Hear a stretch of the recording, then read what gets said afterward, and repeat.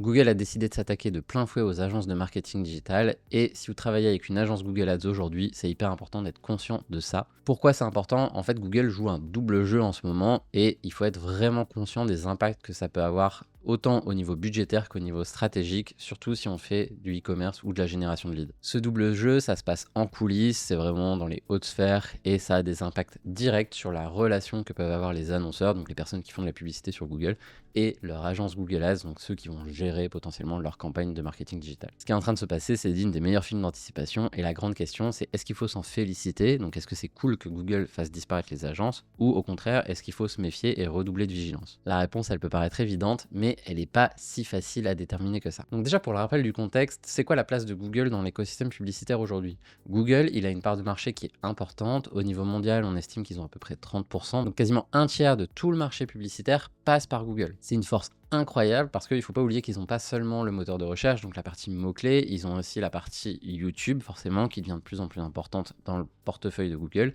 Et ils ont évidemment la partie display qu'ils ont toujours eu du mal à monétiser, même si ça va un peu mieux ces dernières années avec Performance Max et Demand Gen. Donc dans tous les cas, Google, c'est quasiment incontournable dès lors qu'on veut faire du marketing digital, dès lors qu'on veut payer pour s'afficher en ligne. Et c'est pour ça que 100% de nos clients chez Make Sense for Digital sont présents sur Google Ads d'une manière ou d'une autre. D'ailleurs, petit aparté, si vous faites de la pub sur Google Ads, je vous invite à retrouver le guide Google Ads qu'on a rédigé. C'est les meilleures stratégies et surtout les dernières infos à avoir en tête pour vos stratégies sur Google Ads. Le lien, il est dans la description et dans le commentaire qui est épinglé sous la vidéo. Mais si on revient à Google, c'est aussi des réalités qui sont un peu moins reluisantes. On a eu beaucoup de layoffs, donc des licenciements économiques chez Google. Il y a eu un peu plus de 12 000 personnes qui sont parties ces derniers mois. Et surtout, ce qui est important et ce qu'il faut garder à l'esprit dès lors qu'on met de l'argent sur Google Ads, c'est que Google a déjà admis avoir truqué le marché des enchères. Donc le marché des enchères, c'est ce qui régit tout Google Ads. Quand vous placez une enchère, c'est ce qui décide si votre publicité va s'afficher ou non. Et il y a déjà eu des procès où Google a reconnu qu'en fait, ils avaient truqué ce marché des enchères pour faire gonfler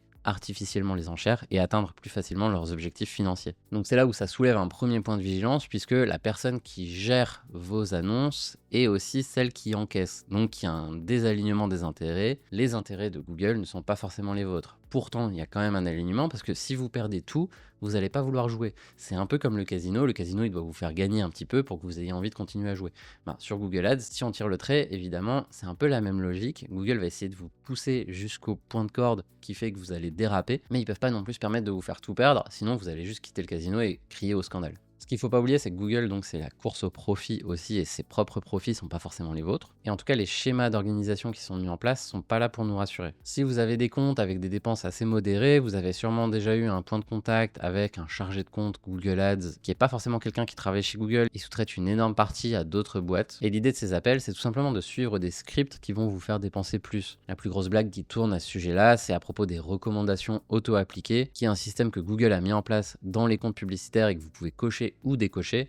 Et généralement, si vous les cochez, vous perdez pas mal d'argent parce que ça va vous faire surdépenser, ça va vous faire aller sur des mots-clés qui n'ont rien à voir, ça va permettre à Google d'augmenter les budgets s'il se passe des choses dans le compte, alors que c'est justement le genre de choses que vous voulez garder sous contrôle. Mais ça, pareil, il y a éventuellement 2 ou 3 recommandations auto-appliquées que vous pouvez garder cochées. La liste exacte, elle est dans le guide Google Ads, comme je disais, c'est en description et dans le commentaire épinglé. Mais si vous avez un minimum de conscience marketing, vous avez bien remarqué pendant ces appels avec les chargés de compte que ça vole pas très haut et que c'est vraiment un script qui est hyper linéaire. Dans 90% des cas, mieux vaut éviter ces appels-là et comme toujours, il y a des valeurs aberrantes. Il y a 10% des chargés de compte qui ont vraiment envie de faire des choses et qui sont vraiment force de proposition. Mais là, pour le coup, on rentre vraiment dans des discussions marketing avec eux et ça commence à devenir intéressant, mais c'est vraiment une minorité des cas. Mais l'autre brique, parce que là, on vient de parler de la brique humaine, pas de la manipulation de marché, mais presque de la manipulation psychologique. L'autre brique, c'est tout ce qui va être lié à l'intelligence artificielle. Donc le machine learning, les algorithmes, tous ces buzzwords que vous entendez si vous touchez de près ou de loin à Google Ads, ça a un impact sur la manière dont l'interface va gérer votre budget publicitaire. Et le problème de ça, il y a eu une grosse levée de bouclier au début quand Performance Max est sorti. Pourquoi? Parce que Performance Max, il était vraiment pas du tout orienté vers les profits des annonceurs, donc les profits des e-commerçants.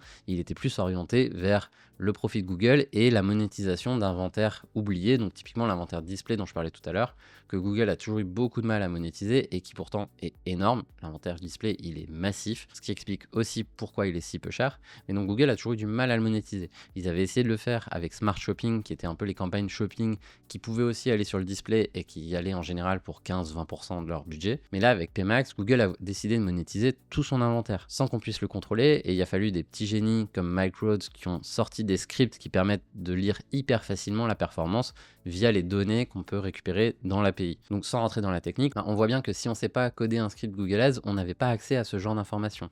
Et même en ayant l'information, c'est très difficile d'inciter Performance Max à aller dans une direction A ou dans une direction B. Ce qui peut se passer éventuellement, c'est les PMax Feed Only, mais ça pareil, je vous en parle soit sur la chaîne, soit dans le guide Google Ads. Je ne vais pas vous embrouiller plus que ça ici. Mais ce qu'on voit, c'est que les algorithmes qui sortent, ils sont certes très puissants, mais ils peuvent très vite ne pas comprendre exactement ce qu'on leur demande. Donc c'est-à-dire que si vous laissez l'algorithme gérer tout seul, il va y avoir beaucoup de déperdition, il va y avoir beaucoup de gaspillage. Oui, de manière générale, vous allez être gagnant, mais si on enlève les 10, 15, parfois jusqu'à 30% de budget gaspillé que l'algorithme a utilisé, soit à tort, soit en apprentissage, soit en allant sur typiquement des mots-clés qui n'ont rien à voir avec ce que vous vendez. Nous, on a déjà vu des mots-clés comme canoë-kayak dans des comptes qui ne vendaient absolument pas ça. On était sur du prêt-à-porter, donc des vêtements. Donc c'est aberrant et il y avait des dépenses significatives sur ce genre de mots-clés. Donc l'algorithme, oui, de manière générale, il va être rentable. Il va juste vous faire passer à votre palais de droite. Mais ce gaspillage, finalement, est-ce qu'il ne vaut pas mieux le mettre ailleurs et éventuellement soit sur d'autres budgets liés à la performance, ou soit sur d'autres plateformes comme Meta par exemple, ou tout simplement le mettre plus haut sur la considération, sur l'awareness d'autres types de campagnes.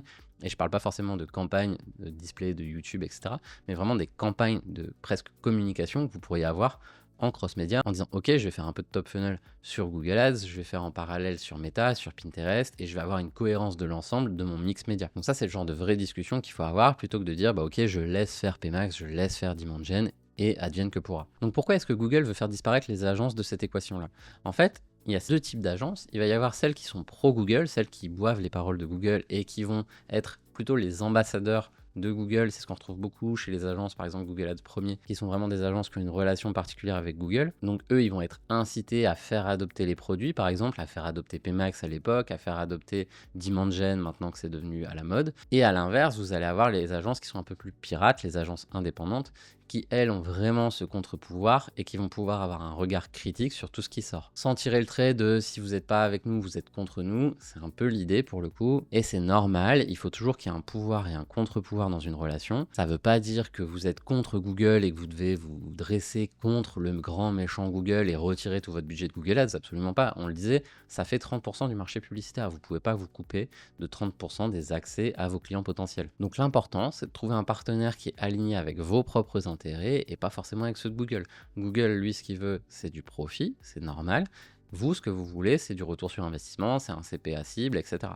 Donc, il vous faut quelqu'un à vos côtés qui est aligné avec cet objectif-là et qui va pouvoir faire contre-pouvoir avec, par exemple, ce que dit Google et ce que préconisent les agents de chez Google. Et surtout, ce qui est intéressant, c'est que Google reste une régie publicitaire, donc il a intérêt à ce que vous dépensiez le maximum chez eux. Google n'a aucun intérêt à ce que vous alliez faire de la diversification et que vous alliez dépenser sur Meta, que vous mettiez un budget en email marketing pour améliorer votre conversion et votre rétention, ce qui est quand même important. Et Google n'a aucun intérêt à ce que vous alliez tester des leviers comme Pinterest et TikTok, par exemple. Alors qu'une bonne agence indépendante, elle va avoir une vision qui est beaucoup plus 360 sur votre mix marketing, et donc elle va pouvoir dire ok, là on commence à toucher un point d'inflexion, ça commence à être moins rentable sur ce type de campagne Google Ads, on va peut-être aller faire de la considération, chose qu'on ne faisait peut-être pas avant.